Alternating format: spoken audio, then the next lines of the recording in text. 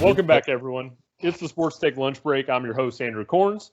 This week, I'm joined alongside the three amigos. I've got Dan Sashanik, Greg Bussman, and Sean Jeffries. How you gentlemen doing today?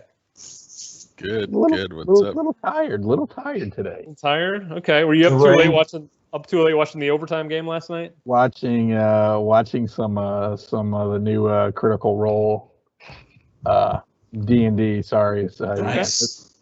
I missed the game. All right. Well, we're going to start this final week of June with our Pride Month spotlight. So if you've been following us this whole month, our first segment every week has been specific to some athletes in the LGBTQ community. We've got a pretty good one this week. Greg, I'm going to let you actually kick this off. It's probably been one of the dominant stories in sports this week, and I think it kind of timed out well for us. And I'd like to get everyone to kind of weigh in on it if they feel comfortable. Greg, why don't you start us off with the Pride spotlight this week? Yeah, it's as you alluded to, it's Carl Nassib from I almost said Oakland Raiders. The Las Vegas Raiders came out, first active NFL player to come out as gay, and he was met with a lot of support, which is great. And in fact, his jersey became the top-selling jersey in the NFL store the day the day after his announcement. And he got a lot of prominent support from NFL players around the league chiming in with their messages for him. It was great to see. I don't, even a couple years ago, this seems like number one, this shouldn't really have to be a thing, but it is. And number two, it seems like just a couple years ago, he probably wouldn't have been met with this much support, which, I think it's great. Yeah, I think isn't it quite telling that of all the sports to have an athlete come out in 2021, I don't know if 5 years ago I would have predicted the NFL would have been the one that would have been accepting of a player to do that. But like you said, I've seen unanimous praise from him, really, quite honestly, across the board, from different players, the organizations, the NFL themselves. Carl donated $100,000 to the Trevor Project, which provides crisis intervention and suicide prevention to the LGBT community. The NFL immediately matched that, so $200,000 right away donated over there.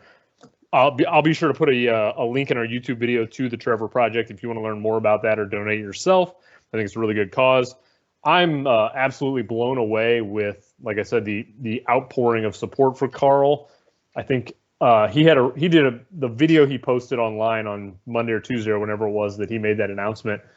I just thought it was so eloquent, to the point. He kind of hit what you said, Greg, where he was basically telling people, this shouldn't be a thing anymore. Hopefully someday it won't be. However, he knows that by him doing this, it's going to open the doors for other people to feel more comfortable.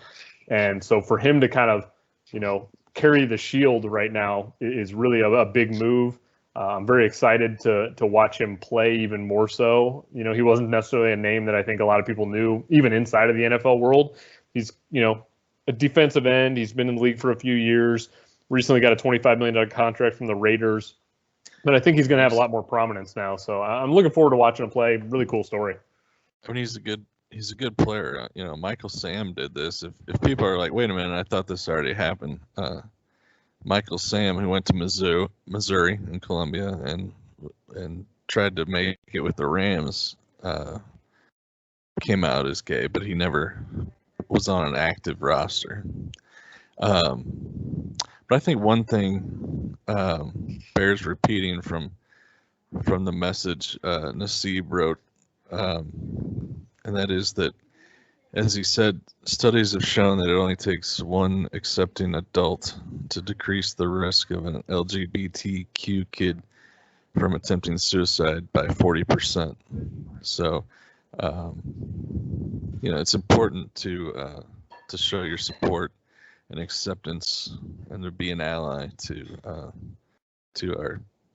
our LGBTQ friends and coworkers and family members. Yeah, I long said years ago that it was going to take a player who actually had a reputation as being worthy to probably feel comfortable of doing it for more people to want to do it. You know, with what you touched upon Michael Sam, he kind of threw himself out there, and unfortunately, I think he maybe got less chances than he would have if he didn't come out, because certain organizations might not have wanted the media attention or the locker room attention. With Carl doing it, he's Big Ten Defensive Player of the Year. Was an All-American in college, won the Lombardi Award in 2015. He's on a $25 million contract with the Raiders, so he certainly feels comfortable that he's not going to get any backlash from the organization or the league. So I think Carl's the right guy at the right time to do this, and hopefully it opens the door for more people to feel comfortable doing the same. Yeah, I mean, starting out as a walk-on at college, so that's even bigger. And I can see how these athletes go into a locker room and are afraid to announce this kind of stuff because of what goes on in locker rooms. So yeah, more power to this gentleman, and like he said, I hope it opens up the opportunity for more kids to feel like they're normal. I mean, there's nothing not normal about this. So, the people that say it's not normal, those are the wrong ones. So, if you need to talk to somebody, go out there and talk to somebody. Find, there's resources out there. You can even reach out to us, and we'll try to help you and push you in the right direction.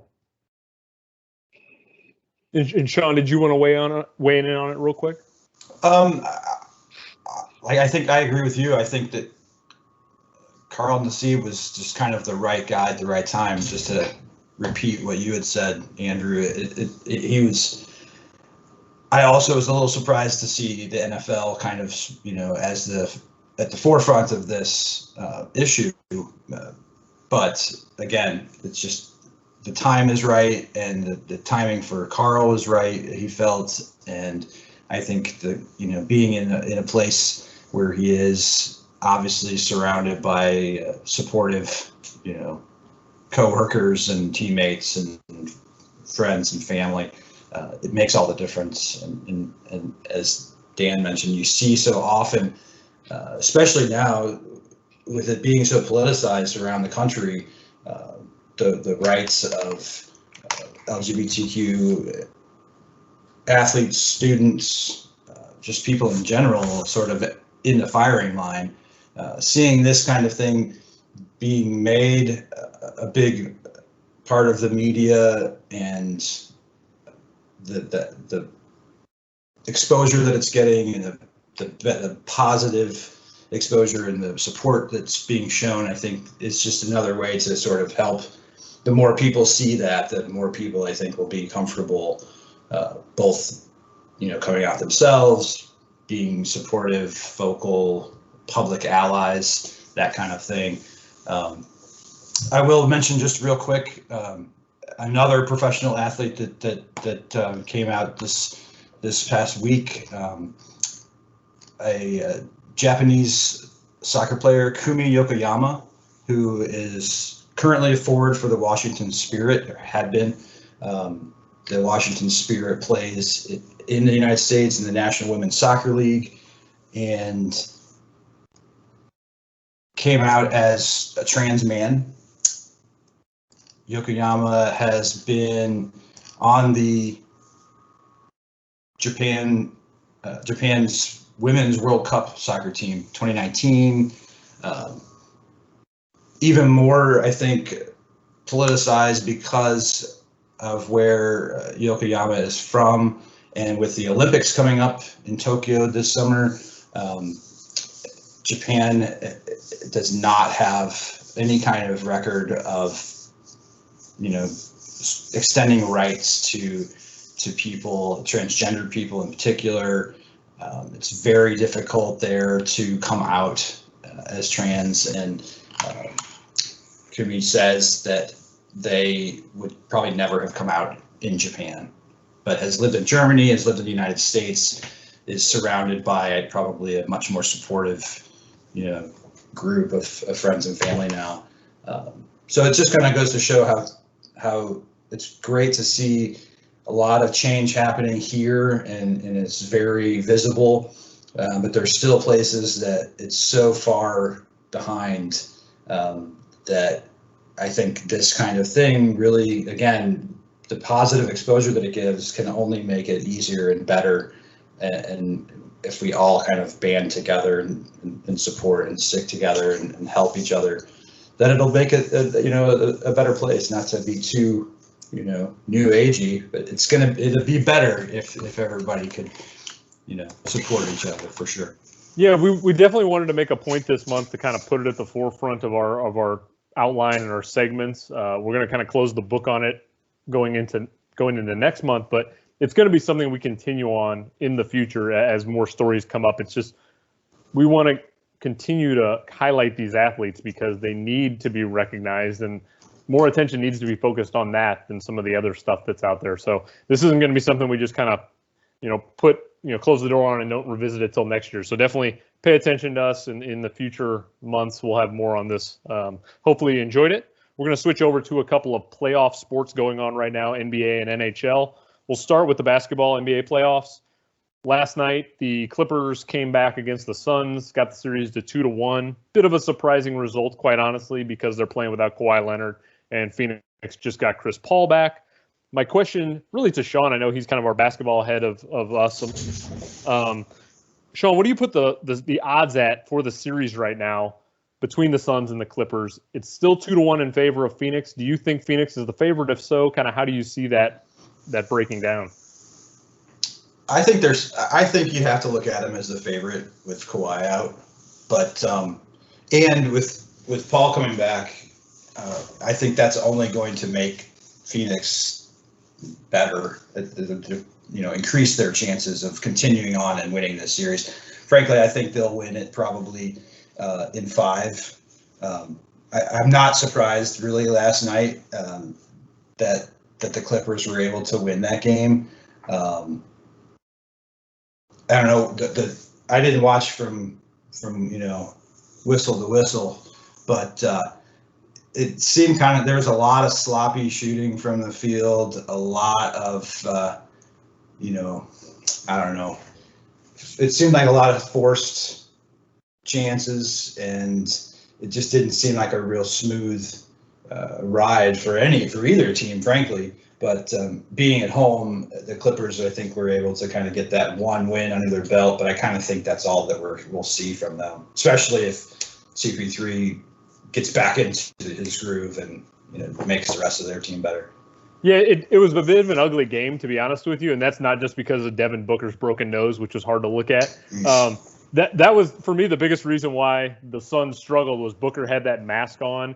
It's hard to adjust to playing with a mask. They said he called Rip Hamilton, who played for the Pistons for many years, and Rip was famous for wearing a mask. And Booker kind of asked him, how do you deal with it? You could tell Booker just wasn't right. If you look at his shooting numbers, they were way off. Chris Paul, even though he wasn't injured, he was on the COVID list, so he wasn't playing.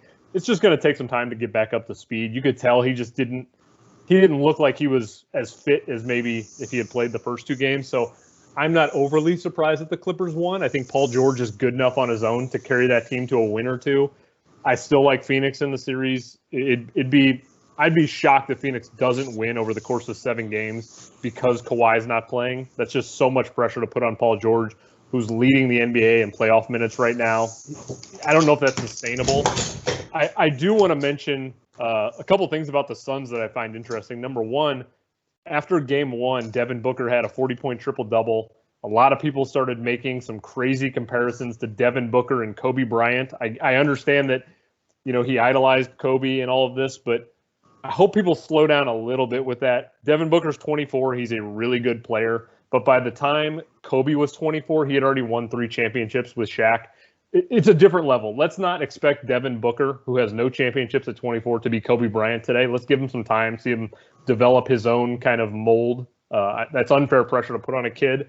For sure. And yeah, look at the people that Kobe played with, right? And won those championships with. Devin Booker, they're obviously that he's not playing with a bunch of slouches. But I would be hard pressed myself to name like three other players starters on that team. I could probably name 2 others, but you're not going to have that kind. You shouldn't be making kind of comparisons like that where you have a great player in his own right, but when you start pairing them up with 2, 3, 4 other, perennial powerhouse players, that's when you win championships. And you said like Paul George, for example, he is probably not going to win this series by himself. Devin Booker's not going to win too many more games by himself, but he probably won't have to, which is a good thing for him. So I think we'll see him in maybe another 2 years. Maybe he has really blossomed into this player that people are wanting him to be now. Maybe he does, and maybe he ends up on one of these sort of, stacked teams somewhere. Maybe it's not Phoenix, or maybe it is, but the Lakers fan inside me, I can already close my eyes and see him in purple and gold because I know how much he idolized Kobe. He'd be an ideal fit for the Lakers to pair alongside Anthony Davis. That's just fingers crossed wishful thinking. The other thing with the series is Chris Paul. I was trying to find some comparison. Chris Paul's in a very strange situation. He's 36. He'll go down as one of the 5 or 10 best point guards to ever play basketball, even without a championship this year.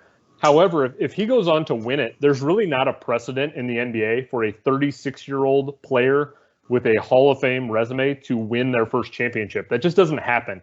I tried to go back in history a little bit. Back in 2011, Dirk Nowitzki was kind of an established all-time great player, hadn't won a championship yet, finally won a title with Dallas. He was only 32. Kevin Garnett, when he moved from Minnesota to Boston, was another guy that people considered one of the best players ever, finally won a championship. He was 33. But 36 is just kind of a different age that Chris Paul's at, where if he does win a title this year, it'll be kind of something historic that we've never seen before in basketball, where a guy of this age and this resume wins a championship this late into his career. So I'm kind of rooting for Chris Paul just from that standpoint. Dan, I see you laughing over there. Are you laughing because we're calling Chris Paul an old 36? Okay. Oh, geez. Sorry, but 36 isn't old, people. For an athlete, okay, yeah, maybe, but I give props to him. Okay, well, let's switch over to the other series going on right now. That's Milwaukee and Atlanta. They play tonight in Milwaukee. A lot of people were surprised Atlanta stole that first game in the series, so they're up 1-0. Trae Young had just a ridiculous game, put up 48 points in game one. Question to you, Sean. I know you and I have both been kind of on the Bucks bandwagon, but we've also been equally impressed by what Atlanta's done. Do you think that was kind of a one-off and Milwaukee's still going to, over the course of this series, win? Or do we all just have to accept the fact that Atlanta is this darling team that's going to keep riding out this momentum? Yeah, I think it might be more the latter. You had mentioned last week looking at the matchup between Atlanta and the Bucks and thinking, unless Trae Young goes nuclear and has these sort of career type game, it seems to be kind of stacked in the Bucks' favor. But Young did that, and the way he's played throughout the playoffs this year, there's not a lot of reason to believe that was a one-off performance.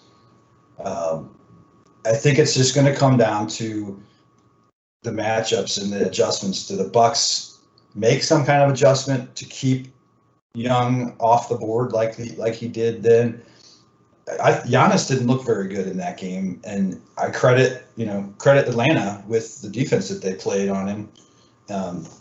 Are those matchups the same? Do they have to change up to sort of allow for more movement on Atlanta's side with Young maybe getting double teamed or whatever that happens?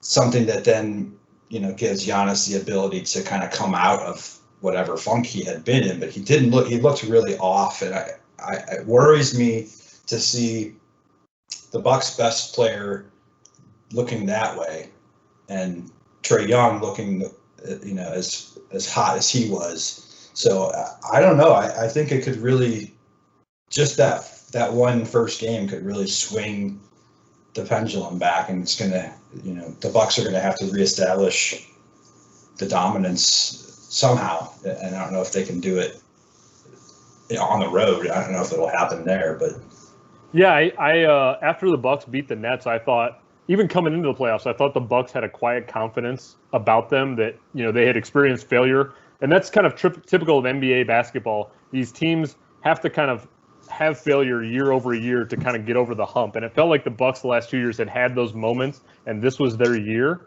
I even picked them to beat Atlanta in 5. I just felt that on paper they're significantly better, and they had gotten over the Nets, who I thought were the team that they couldn't handle. But there's still something, and I've mentioned this before, there's a fundamental flaw to Milwaukee, and it's that they lack a closer. As great as Giannis is, he can't shoot a free throw very well, and he's just not really a good shooter, period. He's a guy who can drive to the lane and score, but that game was kind of a microcosm of these two teams and the weaknesses of Milwaukee. If Milwaukee had Trae Young alongside Giannis, they're an unstoppable team because you give Trae the ball to hit the big three. But when they were down late in that game, Milwaukee didn't have a guy to throw it to. They actually kicked it to Connaughton, who's like an end-of-bench guy, to take this three-point shot because they couldn't trust Giannis to take a shot. It's been just a wild series for me to watch so far in that one game, and I'm dying to see what happens tonight. I do think we saw Trae Young as a superstar. There's no doubt about it. He's had his coming out party this year. And there's been a lot of comparisons with Trae Young and Steph Curry over the last 24, 36 hours. I'm going to go on record right now and say something that's probably going to be pretty controversial, but I think it's true. And that is that at 22 years old in his third year, Trae Young is a better player than Steph Curry was at the same point in his career.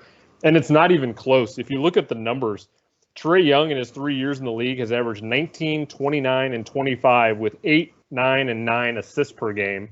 Steph's first 3 years, he averaged 17, 18, and 14. I mean, Trae's a 10-point per game more scorer right now than Steph was at the same age. So we're seeing something kind of unprecedented with Trae as well. He's doing something wild right now. Yeah, I think if Milwaukee has to win tonight, if they don't win this game tonight, they're in big trouble. I think a win tonight kind of sets them back on the path to probably winning the series, but they're gonna have to find an answer for Trae Young because he's only going to just, I think, get better and better and better. Well, like you said, they have to make an adjustment, and unfortunately, the problem for the Bucks is their coach Budenholzer is not known for making adjustments. He just kind of says, "This is what we are, and this is what we do," and they've almost won in spite of Coach Bud. I think he needs to go at the end of this season, even if they make it to the finals. Quite honestly, I just don't think he's good enough. Whereas on the flip side, the Atlanta Hawks, about midway through March, were a floundering team. They were under 500. They hired Nate McMillan to come in. And Nate McMillan's just turned that franchise around. He should have probably won Coach of the Year if he had started earlier in the season, but he didn't take over till March. So the coaching dynamic's been totally different because Atlanta makes adjustments and Milwaukee hasn't to this point. I also want to mention really quickly, a lot of people were worried when LeBron went out in round one. Are people still going to be invested in NBA basketball without those usual Lakers, Celtics? You've got a lot of these small market teams. Well, the NBA playoffs have not been hurt so far by traditional teams being out. TV viewership and the TV market share is at the highest it's ever been since they started tracking it in 2002. So by all accounts, the NBA playoffs right now are more exciting than they've ever been and are being watched by more people than they've ever been watched. So I'm encouraged as a basketball fan that you don't have to have LeBron. You don't necessarily have to have Kevin Durant. There's so many stars in the league, and the league is so good at recognizing those stars and immediately pushing them. Trae and Booker and they're all over the league right now, Giannis. So I love what I'm seeing from basketball, where you don't have to be a big market to be, a TV market at this point. It's fantastic. And we're going to talk about that more in our next segment with hockey, because that's kind of gone in a different direction. But I've just been blown away by the TV market. And Sean, you're a perfect example.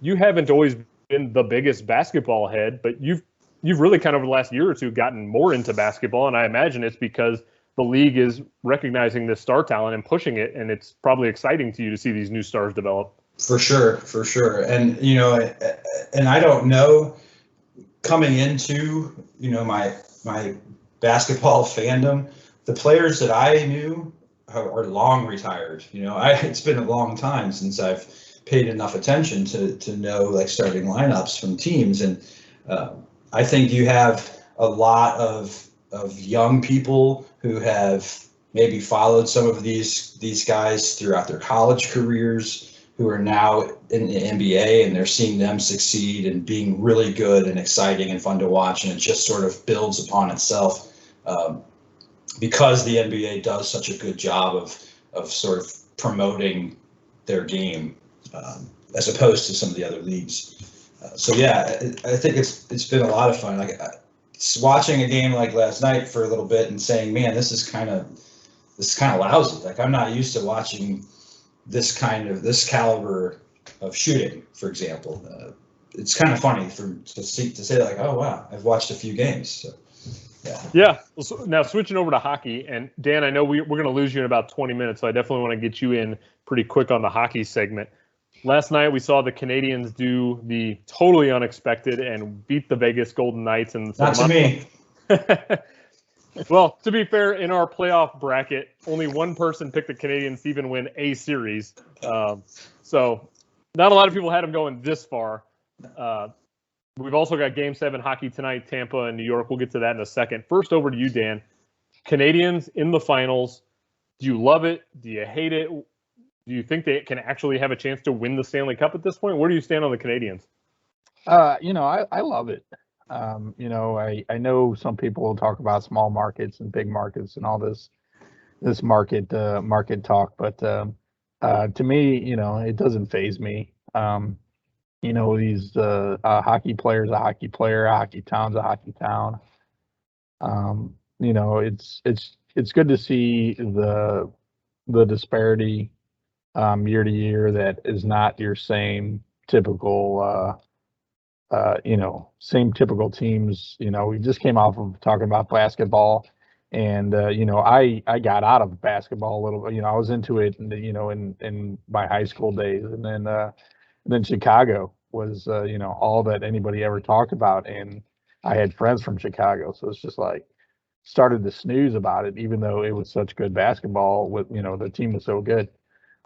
So to see the NHL, these different teams once again, props go out to Las Vegas and how good they have built their team in such a short period of time. It gives so much hope for Seattle. I'm excited. I know everybody wants to see a Habs and Lightning matchup, but I would like to see a Habs and Islanders matchup. Dan, I'm gonna put you on the spot for Game 7 tonight. Who do you like? Who do you think's gonna win, the Islanders or the Lightning? Oh, Islanders are gonna win this. Okay. Yeah. Okay. Well, Sean, they're gonna win it by at least one empty netter too. So it's gonna be a big game tonight, and they're just gonna take it to them. This bunch of no names are getting people to realize that hey, the name on the back of their shirt counts. Okay. These are good players. Well, I'll have a rebuttal for that shortly, but I'm going to go over to Greg first. Greg, thoughts on the Canadians making the finals? Also, thoughts on Game 7 tonight? Who you favor?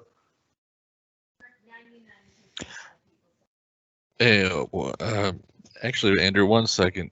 Hit up Sean for a second for me. Okay. Sean, where do you stand on the Canadians making this crazy run to the finals, and then where do you kind of stand on Game 7 tonight?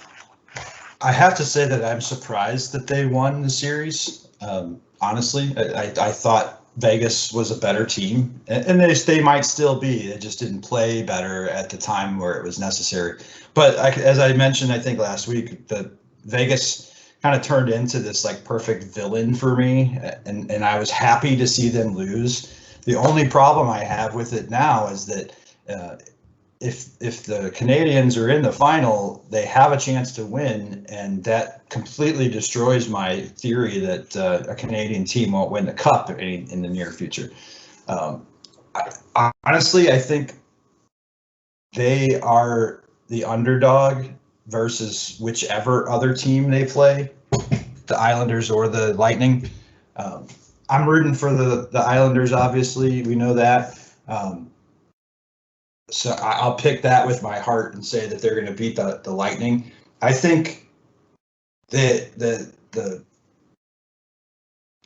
Canadians match up, I think, better against the Islanders than they do the Lightning. But I still think that the Islanders are going to end up winning their first cup in a long time this year. But either way, I think it's the kind of hockey that Montreal plays. If, knock on wood for Habs fans, if Carey Price doesn't get hurt somehow in game 1 or 2, he's looking, unbeatable right now. And the way that they're playing sort of cohesively as a team reminds me of how when the Blues won the Cup in 19, the way that they played their games, 5-man units, support up and down the ice, sort of neutralizing the middle of the ice up for the opposition's rushes. And I think that it's, kudos to them, and you got to look at Mark Bergevin as the mad scientist. He's somewhere, he's like steepling his fingers and laughing maniacally because it's worked. But again, I think you'll have either super powerhouse Tampa come out tonight and blow the doors off the place, or the Islanders are going to end up winning a 3-2 game with an empty netter at the end. So if push comes to shove, you're riding with New York. Yes, for sure. So I've got you and Dan on the Islanders train. Greg, thoughts on the Canadiens making that run to the finals, and then thoughts on Game 7 tonight. All right. The Canadiens making the finals, man, that's awesome. I'm not a Vegas fan. I've been on record as saying that in previous episodes. I was called petty for wishing a loss upon Pietrangelo, I believe. But Montreal is just playing incredible right now.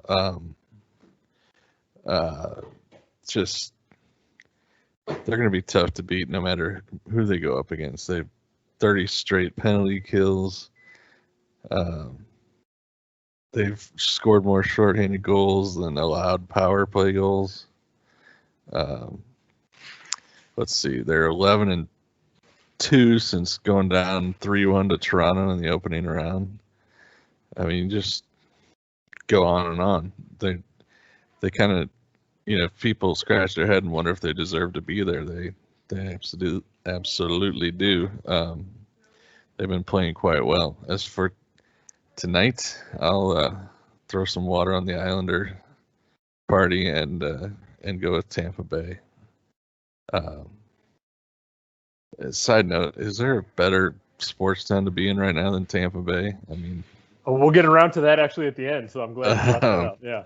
All right, well, I'll save that then. But they put, Sean was right in what he was saying about reminding him of the Blues in 19, the Islanders, that is, with the structured team game and rolling all the lines and all that. But, man, Tampa Bay is just good. I mean, as you saw the other night when they beat them, 8-0? They beat the Islanders 8-0. I think it's going to be more of a, part 2 to that, so.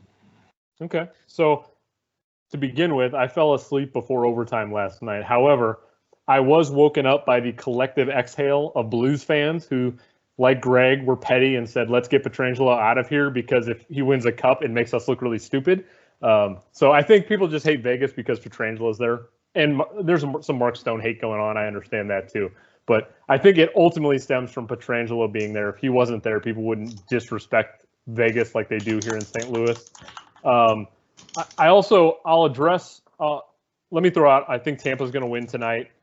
Let me address something that kind of harkens back to the last segment, which is basketball, marketing stars, understanding how to create excitement in those stars and allow those stars to be great.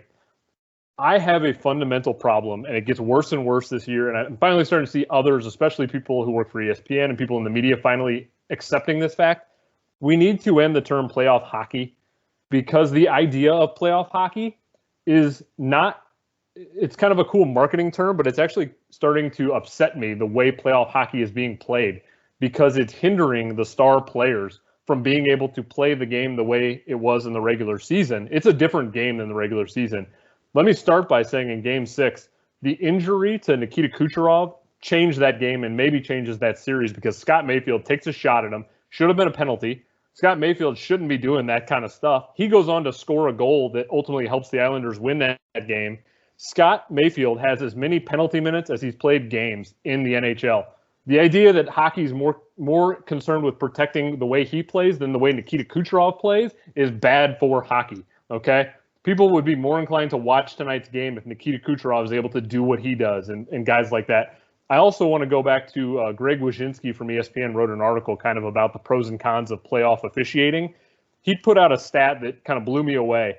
In the last 8 postseason games, Connor McDavid has not drawn a single penalty, when in the regular season he draws 1.3 penalties per game. And Greg noted that there were about 30 different points in the last 4 games that Connor McDavid, could have drawn a penalty that he didn't. The idea that the league is not allowing McDavid to play the game that he, is so impressive at doing because they want to embrace playoff hockey and allow these guys to kind of muck it up, that's not good for the game, okay? You better believe the game would be more interesting right now today if Connor McDavid is playing and if Nathan McKinnon's playing and if all these stars are playing. I hate the Islanders and their style of play. I think an Islanders-Canadiens series would be absolutely boring. None of the top 10 scorers in the NHL reached the 3rd round this year. That's just another point that, hockey just can't accept that good players should be able to play the way they play in the playoffs. That's just bothersome to me. And I'm curious if any of you guys want to address that because I know I have kind of a radical opinion on that, but I just can't do this whole playoff hockey anymore. It's making me not want to watch games. That's pretty drastic. I feel knives coming out at me. I'm ready. No, I don't have any knives for you, Andrew. I think it all comes down to the league essentially shooting themselves in the foot by allowing playoff hockey to be so dramatically different than regular season hockey. I'm not making an argument why play the regular season. Just I love watching regular season hockey, but when you get to the playoffs and the referees call the games completely different than they do, the players play differently than they normally do, and the announcers are are even worse than usual in playing favorites or beating dead horses into the ground at times. It's a league problem. And they're going to lose more and more fans, and it's a shame. But I don't think that they can see the forest for the trees. I don't think that the league is going to find a way to sort of correct this problem anytime soon, and it's only going to be bad for the league in the future. Yeah, and if you look at the playoff or if you look at the TV numbers, they're losing 6-1 against the NBA games that are going on at the exact same time. They're losing the soccer games being played in Europe right now at 2 p.m. in the afternoon on a weekday. That's not good for hockey, people. I get that that's not the be-all, end-all, but ultimately the more people that watch your sport, the more money it makes, the more revenue, the more everything. You want people to watch your game at the end of the day, and hockey could get more people to watch their game if they officiated the way they did in the regular season, but we just don't see that, and especially when you get to overtime, the numbers in overtime are drastic. I mean, you can basically kill a guy in overtime, and it doesn't matter. And that's not really fun hockey. It's taking away from the skill and the talent, and it just leads to a fluky bounce or a one-off here or there. That's not enjoyable to me. That's uninteresting. Yeah, this is hockey as a whole, and not just an NHL issue. Yeah, but Olympic hockey is the best hockey on the planet. Olympic hockey is breathtaking to watch. Oh, that extended ice helps a lot. Exactly. Yeah. But they still allow guys to play with finesse and skill, and you don't see physicality in Olympic hockey the way you do in the NHL. Yeah, it's how the teams are made up. That's like you said. I mean, they don't need their Ryan Reeves type player. So I thought you'd attack me, Dan. I was prepared for a defensive battle there because you're kind of a warrior for old school hockey. I mean, it's just, I can keep, saying the same things over and over, and to each their own. So I don't, same as you. I don't exactly like when they put their whistles away for some of this stuff, because they can get injured, and they could you could lose a guy just from a fluky, stupid injury that, had they cracked down 5 minutes earlier in the game, could have totally changed. So I also do want to point out, and Greg, I'll let you chime in here in a moment, but if you look at the Canadiens' record, regular season and postseason to today, right now, they're 36 and 37 going into the Stanley Cup Finals. They have a sub 500 record, even with a 12-5 postseason.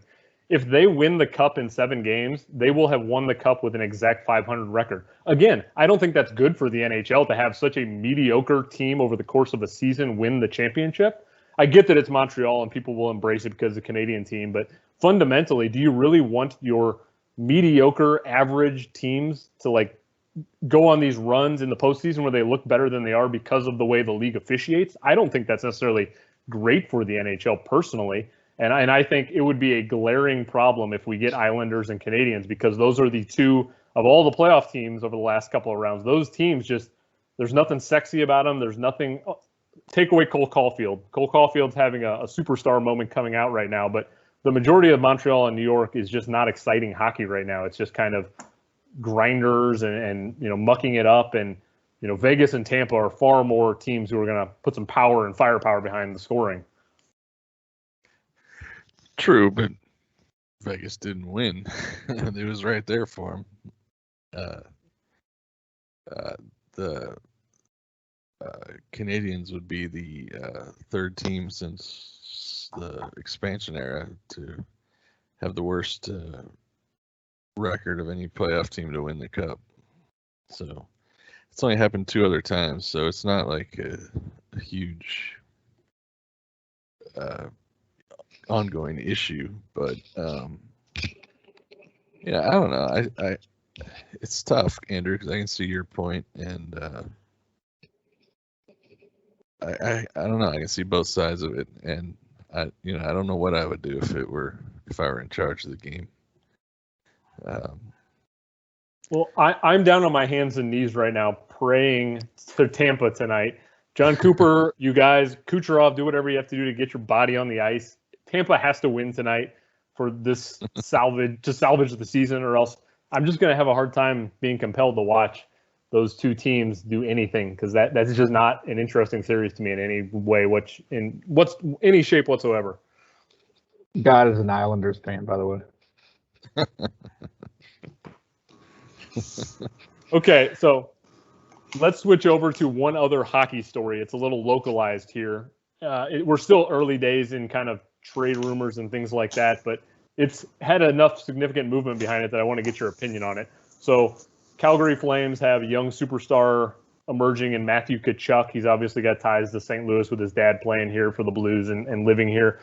There's talks that he's interested in coming to St. Louis. The package would probably have to include Vladimir Tarasenko and a first-round draft pick. I'm going to pose this to each of you. Let's say you're Doug Armstrong and you have that offer on the table. You can have Matthew Tkachuk straight up for Vladimir Tarasenko and a first-round draft pick. Do you pull the trigger on that? Do you get Matthew? The answer is yes, Andrew. Okay. Seconded. Dan?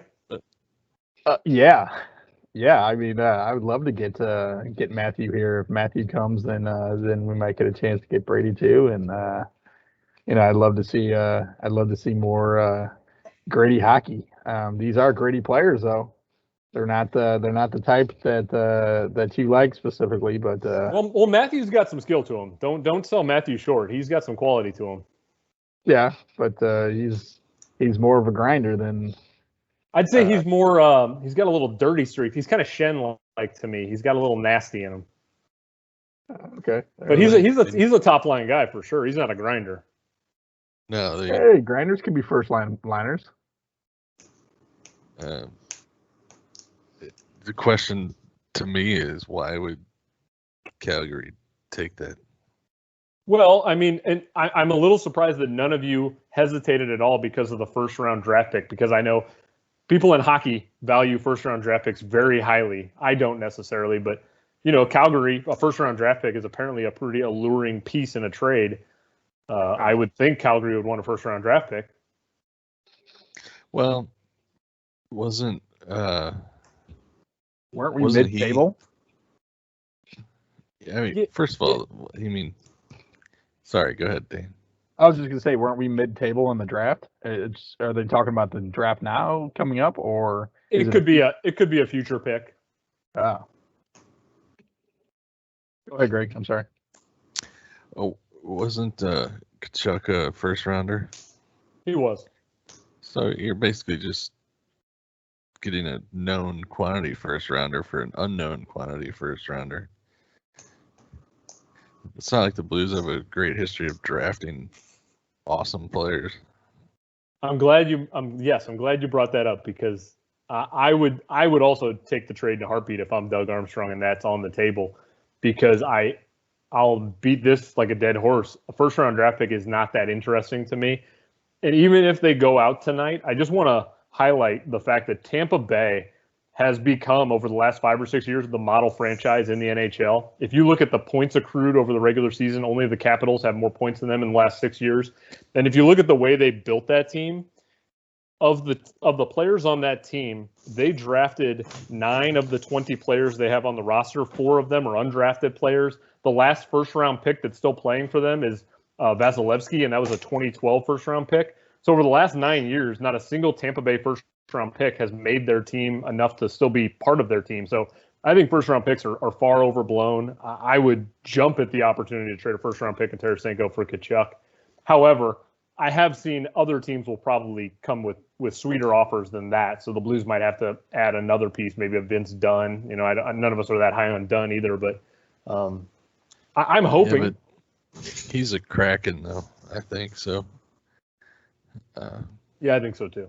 Here's another thing. We talk about the picks being perhaps overvalued by individuals or teams or fans or what have you. Let's talk about the prospects or the upcoming stars that the teams have, and where I see this argument a lot in social media, where fans put a lot of value on players that we've not seen much from yet, to the point where I've seen this talked about, this Matthew Tkachuk situation, and people saying, well, it's likely going to cost either a Kyrou or a Robert Thomas for a deal like that to go down. Where do you guys stand on that, potential avenue? I would be very loath at this point to give up on Jordan Kyrou. I think he is probably the best player that's not named Ryan O'Reilly on the Blues team, and that's a lot, I know, but he's coming into his own, and I think, crossing fingers, the Blues are going to allow him to play the kind of game that he plays, and he's not necessarily defensively, lazy or anything like that, but I think that's a part of his game that will have to get better. But if you had an opportunity to trade either the pick, Tarasenko maybe, but let's say you also have to give us Robert Thomas or Jordan Kyrou, is that a deal that you then make? I would. I would keep Kyrou. I would drive Thomas to the airport. I mean, I thought the same thing, to be honest. Between those two guys, I would have very little problem seeing Robert Thomas traded in a deal like that, but I would probably be very disappointed to see Kyrou passed on so quickly.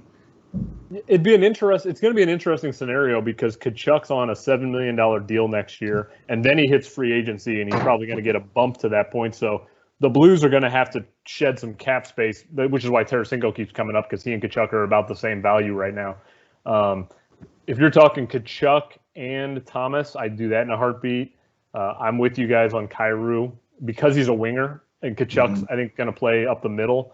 I would be more inclined to take Kachuk over Thomas. That's just me personally. I think Thomas has a lower ceiling than Kachuk when he gets to his peak.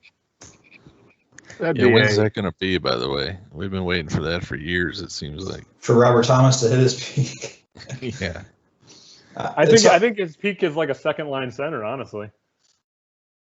I think it's really hard when you have a guy who, you know, maybe in your organization projects as a top line center to come in and play behind guys like O'Reilly and Shen, who plays very well up the middle, and even Tyler Bozak, who's a solid veteran third line center. You have a guy coming in who you want to be that next top line center. Where's he going to play in the meantime? You know, you're not going to give him Ryan O'Reilly's minutes. So that makes it difficult, I think, for guys when you have an elite center playing, or elite for your team maybe anyway, but if you have a guy coming up who's you're trying to sort of like, you know, mold into that guy, but he's not going to have the space that he needs maybe to become that guy until much later. And by that time you may have traded him somewhere, or he's gotten hurt, or he just seems stuck in that second, third line role. I think if they ended up not bringing Tyler Bozak back and were able to get some sort of package put together, you almost have to include Robert Thomas in that kind of a deal, because you have guys who are still under contract, who are going to play in those top two center positions. Bring in Matthew Tkachuk, he's probably right up there. It's just the makeup of their roster right now is pretty heavy in the middle. And if you have guys coming in, you're going to send somebody out. So that just makes sense to me. Yeah, and I'm sure we're going to have more on this over the next couple of months during the NHL offseason, which will be heating up pretty soon. Switching over to a couple of final topics before we wrap up. And Dan, I know we got you for a little bit longer. I want to get your opinions on Euro 2020, which we're done with the group stage. We're in the knockout rounds. They actually start tomorrow. We won't have to break down each and every matchup, but do you have maybe a team you think is going to pull an upset based on what you're seeing at this point? And then give me, if you don't mind, give me your finals and your pick for who's going to win Euro 2020 at this point. So, you know, I'm a little confused how the brackets work. Are they brackets set up? They are, yeah. Okay, so I kind of missed that. My two favorites right now are France and England, which, you know, might be a little surprising to some people that I'm going with England, but I think they have a lot of pieces right now and this is the time to do it.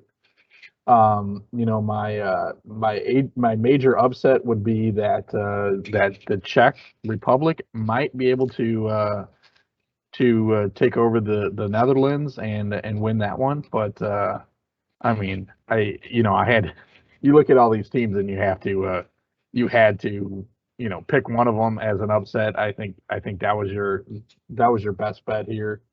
So I think it's going to be a great tournament. I think I like all of these teams. They all been playing very well right now, and they continue to do it.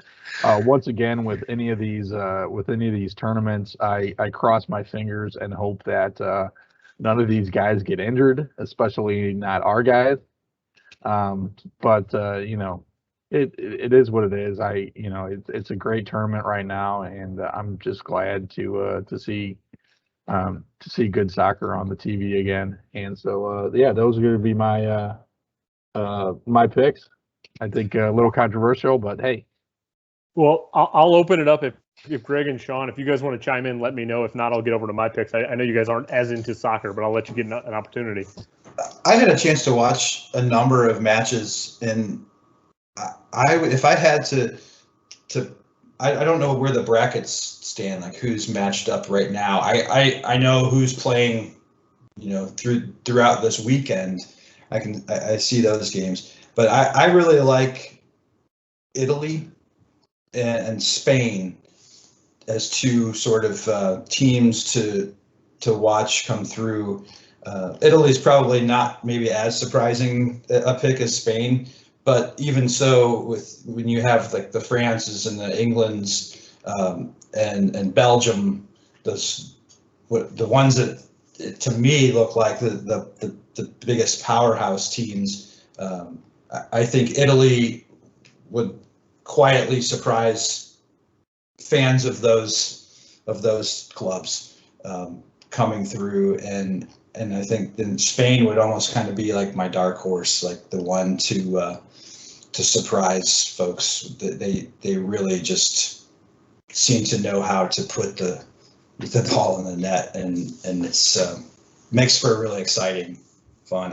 There were these two matches I watched just the other day where I watched for a few minutes at the beginning, and then I had to go do something, and I came back and 50 minutes had expired in the match, and it was all nil, and then all of a sudden both games, as I'm flipping back and forth, both games just the scoring just starts, and it's back and forth and back and forth.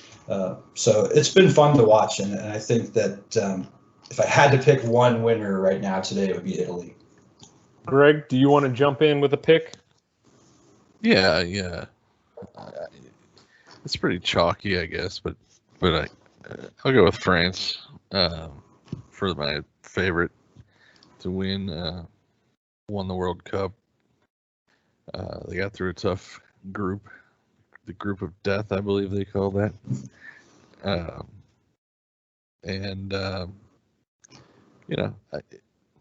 leave that at that. For long shot. Dark horse was what I was thinking. I'll go with Denmark just because of the everything that happened with Christian Eriksen and the collapse on the field, and that it's a story. I like a good story. So Denmark's been playing good football. I mean, even with the Eriksen injury, they look good. Well, Wales is an easy draw for them, quite honestly. Even Netherlands if they were to beat the Welsh, if they get the Netherlands in the next round, that's not necessarily a matchup that intimidates Denmark to the point where they're going to be that concerned. They've got a real shot to make the semis, so I don't think that's a terrible pick, Greg. Well, that means a lot to me coming from you. So it's kind of hard not to go chalky because the good teams are kind of the good teams when you break it down. I'll say that I wish Dan was here to hear this, but his England pick is just crazy to me. They have a manager, Gareth Southgate, who has mismanaged that team at every turn, but even before the tournament started with some of his team selection. I think the English got the most punishment of any team for winning their group because the way the seeding fell, England won their group and got the loser of the group of death, the second place team, which ended up being Germany. And the Germans have historically always beaten England in big tournaments. That game's going to be at Wembley in London on Tuesday. The English fans are going to have so much pressure on that team that's what the Germans live for, kind of breaking people's hearts. I think Germany's going to kick it into another gear and end up winning that game. Germany's actually kind of a dark horse right now because not a lot of people think that they're as good as they were when they won the World Cup 6 years ago. Their manager's retiring at the end of this tournament already. They kind of snuck through the group of death. I actually think the Germans are going to win that section of the draw. On the top half, though, you've got Belgium, Portugal, Italy, France, Spain, just loaded teams at the top. I still like the French to come through. I think there's some matchups there. Belgium could make a run. Sean, Italy could definitely make a run. They're young, though. I don't know. We very well could get France and Croatia in the next round, which is a final from the last World Cup in 2018. So there's a lot of intrigue for me. At the end of the day, I got to go France over Germany. I just haven't seen enough to push me off of those two teams. Switching over to our last sport before we get to the end, Olympic trials are currently going on here in the United States. We've actually got some ties to the Olympic trials. If you remember back to episode 14, we had Deanna Price come in. She went to the Olympics 5 years ago for the U.S. In the hammer throw. She is currently the #1 ranked hammer throw female athlete in the world. She had her first trial yesterday and actually set a new U.S. Olympic trial record with her throw. I would recommend if you go to the NBC Olympics website, she's got her next round of throwing tomorrow at, I think, 5:30 p.m. Basically, the top women from that trial go on to go on to the Olympics. So I would anticipate watching Deanna. Go back and check out our podcast with her. She kind of gave us some insight into the hammer throw and everything about that. Speaking to the Summer Olympics, though, I don't know if either of you guys are big Summer Olympic fans. I can get into them kind of here and there, but if you are going to watch the Summer Olympics, do you have any particular events you find more or less compelling? Sean, you don't seem like Summer Olympics are really your thing. I don't care for the Summer Olympics much. There's too much running. I'm just not, I've grown to appreciate and even love the running that occurs in a football match. But running for the sake of running, I don't understand it. So no. But seriously though, I think having air quotes met Deanna through our podcast, she's the only one that I'd probably be interested to watch. Just never really been interested in track and field or summer type sports at all, to be honest. Swimming has always been like just something I just didn't get into, and more of a winter games kind of guy. But I would, if the timing works out, I would even go out of my way to try to watch Deanna Price compete because she's a fantastic person and just a really compelling for me, especially for somebody a local type person. Greg, what about you? Summer Olympics, you get into them? You got any events that you prefer? I always find myself getting into more than I expect, be it summer or winter, once they get going. I think my problem is the sports that they tend to focus on for American television anyway are not my favorite sports. Like gymnastics in the summer. They're obviously talented. It's just not my thing. Kind of like figure skating with the Winter Olympics. It gets a outsized portion of the coverage, and that takes a little bit away from me. I like. I don't know. I think they're doing golf this year, which is kind of interesting. To me, the basketball is always good. Again, I think only people in America would say that usually, but I guess the competition has risen lately. But volleyball is kind of cool. So I don't know. Maybe more of a team sport kind of guy when it comes to the Olympics. Well, yeah, I'm with you guys on that. Yeah, I was going to say the U.S. team trials are here in town this weekend. Greg, you should maybe get some tickets and go check it out, and maybe find a new passion. We've got Simone Biles, the greatest female gymnast of all time, in town right now. So that's pretty cool. Yeah, I would go and watch her compete if I was able to do that in person. That would be really cool because we're talking about generational type talent. But I'm with Greg. Those events that seem to get the prime time coverage, although I don't know how they'll handle the time difference, but it's not typically the kinds of things that I find myself more interested in. Yeah, I tend to get into I call them the deep cuts, where they're going to focus on track and field, swimming. I'll highlight a couple that I enjoy. Obviously, men's and women's basketball. Huge basketball fan. There's a new basketball event this year. It's 3-on-3. I just love 3-on-3 basketball. That could be kind of fun to watch some of that style of play. Yeah. There's actually 6 new sports this particular Olympics. They're adding karate, skateboarding, sport climbing, surfing. Those are all debuts. They're bringing back baseball and softball, which got taken off in previous Olympics. I think tennis is worth watching because of Naomi Osaka and her playing. So she'll be a story, obviously. And then everyone loves curling on the winter side of things. Curling's kind of like the darling. I've got a Summer Olympics darling, which is I love watching table tennis and badminton. I don't know why. Oh, yeah. It's just kind of fun to watch those sports that are kind of like super obscure. So table tennis and badminton I always watch. That's a good call, Andrew. Table tennis might actually be my favorite because those guys are ridiculously good. Oh, yeah, speed. But, swimming, it's like you just can't watch it over and over again. But it actually is kind unless of you got like Phelps or something. Yeah. It's just kind of all this, and I know a swimming supporter would be like, you're crazy, but it just seems all kind of the same, after a while. But I do kind of get into the diving sometimes, though. That's kind of interesting. If there's Just water because or a track and field running thing, I just can't. Those are down. Yeah, I'm with you, Sean. Those are not my thing. I could get into watching some of the volleyball. I could probably get into watching my what did you call it, Andrew, with the table tennis? The event that I could watch probably would be fencing. Oh yeah. I don't ever get to watch some excellent dueling happening with rapiers, but so fencing might be something I put on my schedule for the Summer Olympics. But otherwise, yeah, water, track, it's just not something that I tend to get excited about. Do you ever wonder where some of these sports are the rest of the interim time between Olympics? Exactly. 100%. Yeah. Yeah. What are the world badminton champions doing year round? Yeah. I mean, I guess there's a circuit out there. We just aren't exposed to it, So. Sport climbing, trampoline gymnastics. I have to say, I watched Deanna's trial yesterday, and it was quite interesting because she's obviously number one in the world. She's the favorite to win the gold.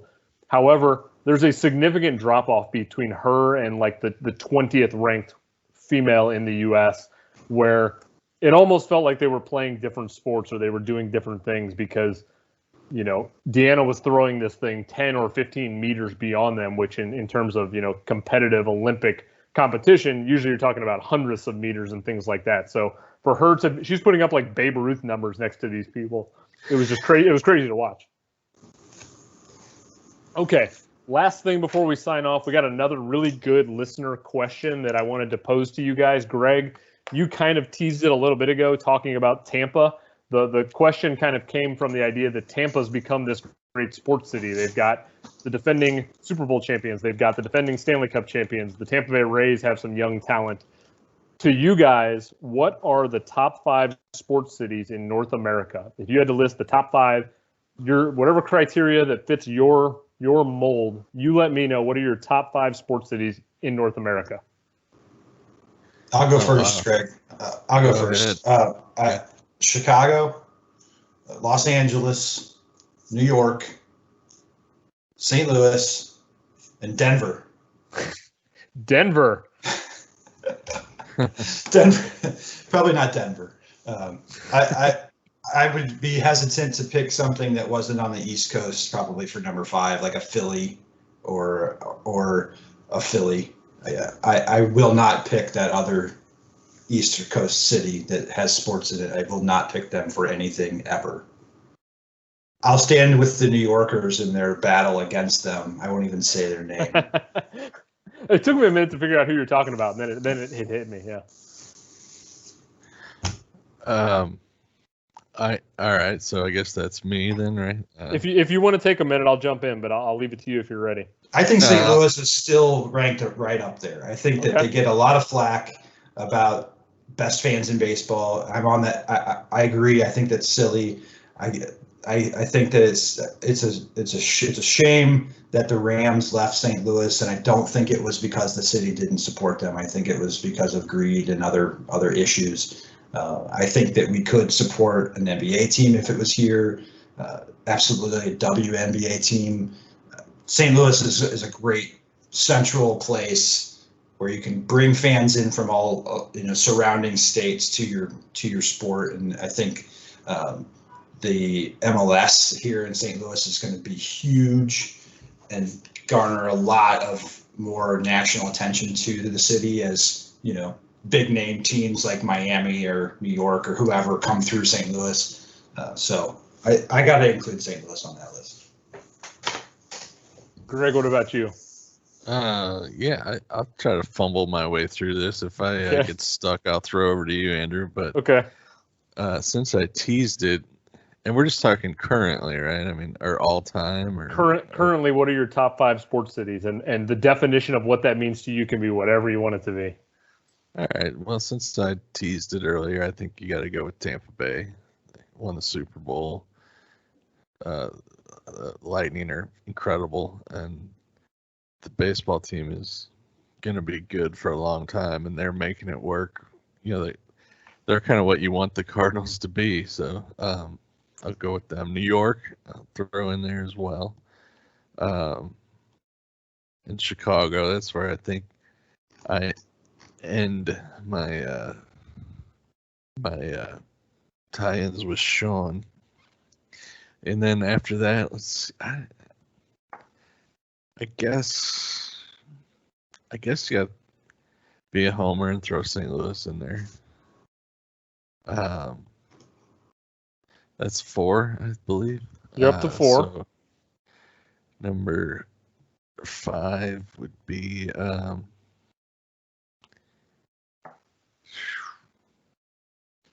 throw in a wild card. I'll go Vegas. Okay. I think that's up and comer. They're going to have every major sports league by the end of the decade, I think. Okay. I like the wild card you threw in there. So I'll throw out mine really quickly. New York, obvious reasons, has to be number 1. I just think between passion, amount of teams, quality of teams, historical significance, New York is unparalleled in the sports world in North America. I think LA's number 2, Lakers, Dodgers, Galaxy. Now they've got Rams, Chargers. The Kings have won championships. They got the LA Sparks, a WNBA team. Los Angeles has a ton of teams, even though the fans there kind of come and go. I think LA is good enough that they should be there. Chicago, obvious reasons, Cubs, Bulls, Blackhawks, Bears, Sky, Fire. They got a ton of teams there. They do well. Fans are passionate. Neither of you guys were brave enough to do it, even as St. Louis homers, but Boston's got to be on the list. The amount of championships the Celtics, the Red Sox, the Patriots have. They've got the New England Revolution, Bruins. I mean, the amount of greatness in Boston is hard to ignore. That's like saying, name the top armies from the Revolutionary War. Well, the English had an army. They were there, so you probably need to include them. Might as well include Boston. They play sports. Ironic that all occurred in the Boston area too. I mean, it's hard to deny their passion. Those fans show up. They're borderline too crazy, but I mean they're up there. They're not quite Philly fans. You're right. I just couldn't move the word through my mouth. I couldn't either. So what's your last one? That was the hard one for me. So I'm going to rule out Philly because if you have a football team that has to have a jail in the stadium for fans who get in trouble, you're out of the equation. So Philly's gone. Vegas, I was close on Vegas, Greg. In 5 years, Vegas will be on the list. They're not quite there. They don't have enough teams yet. I want to give honorable mention to 2 fan bases who have stuck through everything for years, Cleveland and Buffalo. They almost deserve to be there just because those fans will ride or die with those terrible teams year after year. Just because they're able to take so much punishment. Yes, Cleveland especially. Maybe Buffalo, but they don't have as many teams. But those fan bases suffer year after year and always show up with positive and optimism. They do. We wouldn't do it in St. Louis. There's no way St. Louis fans would back the Blues if they were terrible for 40 years as like the worst team in hockey. We're fair weather fans a little bit too much in St. Louis. We have to accept that. That's why I can't put us on the list at 5. I'm going to go wild card a little bit and say Seattle. Reason being, when you talk about noise volume, decibel level, intensity, the Seahawks, the Sounders, the Mariners, the Kraken on the way, they're about to have an NBA team in the future after the Sonics left. They've got the Storm, a WNBA team. I just think there's such an intensity to Seattle fans. They don't get enough credit because they're on the West Coast. So I'm going to put Seattle in that category. Though I know that, that's kind of a wild card pick and it can be holes can be poked through that pick. Yeah, Seattle's that's a great call, I think. I almost went with them. If I had more time to think about it, I might have, because, St. Louis was a pure homer pick. I don't know if from a purely analytical standpoint, if that would stand up to scrutiny. It wouldn't. I almost picked Kansas City. I think Kansas City is like a Midwest Seattle. The Chiefs fans are nuts. They have Sporting Kansas City, huge MLS team doing well. Royals fans are pretty good. I just don't think they have enough teams necessarily to make my criteria, if you will. Yeah, the Chiefs are carrying 80% of that weight. Exactly. Yes. Yeah. I'll throw out one more wild card. Okay. Which I don't know. I hesitate because I'm thinking of these teams and like historically, like I just never have liked any of them. But Minneapolis, you know, you've got hockey, you've got basketball, you've got They got the Twins. Baseball. I don't know if they have. They just got an MLS team. They have an MLS team recently. Basketballs. They've got all the sports pretty much there. I don't know a lot about the fans. You don't hear a lot about Minneapolis, Minnesota fans as it relates to their clubs. You know, I have a friend who's he lives up in that area and he's a big Minnesota Wild fan. But aside from him, you don't really hear that much about them. So maybe they're one of the cities that could be a great sports town if maybe they just need to talk about it more. Another somewhat tortured fan base up there too. Yeah. Andrew, you could probably also make a case for Toronto. Toronto was on. They were on my too. bubble. Yeah. Yep. I mean, they were really passionate when the Raptors won the championship a couple years ago. Maple Leafs fans will stick with that team no matter how many times they break their heart. Blue Jay fans are pretty passionate. So, yeah, Toronto. I almost put Toronto, and I almost put Tampa. I think Tampa's – I just don't think that they turn out well enough. You know, obviously they've got the championships over the last couple of years, but if you look at a general Rays game, it's like, 40-50% capacity. There's other things to do in Tampa. It's not that big a city. Then people like other things in Tampa.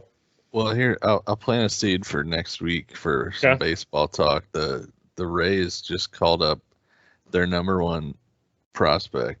I'm blanking out on the guy's name right now. Wander Franco. Wander, yeah. Yeah, he's supposedly in the same breath as Tatis Jr. and Guerrero. If I'm not mistaken, I think he hit a home run his first at bat in the bigs. First game. His first at bat. Yeah, he crushed it. He's another one of these guys he's only 20 years old. He's another guy that's gonna be really fun to watch. Yeah, once basketball and hockey start winding down over the next couple of weeks, baseball is going to be a more dominant role on the show.